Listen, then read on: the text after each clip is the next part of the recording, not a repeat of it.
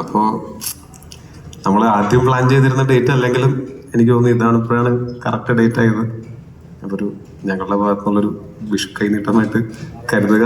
നിങ്ങൾക്ക് എല്ലാവർക്കും ഈ സിനിമ ഇഷ്ടപ്പെടുമെന്ന് കരുതുന്നു. ഇത്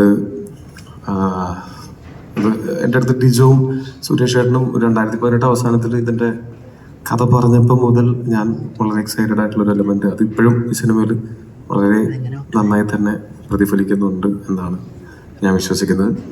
പക്ഷെ ഇനിയിപ്പോൾ ഒരു ദിവസം കൂടെ ഉള്ളൂ.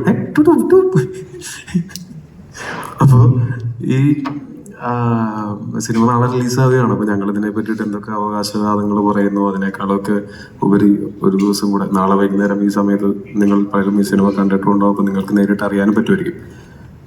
അപ്പോൾ ഞങ്ങൾ വളരെ പ്രതീക്ഷയോടെയും ആത്മാർത്ഥതയോടെയും തന്നെ ചെയ്തിട്ടുള്ളൊരു സിനിമയാണ്. നാളെ രാവിലെ മുതൽ അത് ഞങ്ങളുടെ മാത്രം സിനിമയല്ല, നിങ്ങളുടെയും കൂടെ സിനിമയാണ്.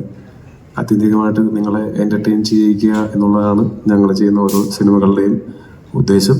അത് ഈ സിനിമ കൊണ്ട് നടക്കട്ടെ, സംഭവിക്കട്ടെ എന്ന് ആഗ്രഹിക്കുന്നു. ഇപ്പോൾ നല്ല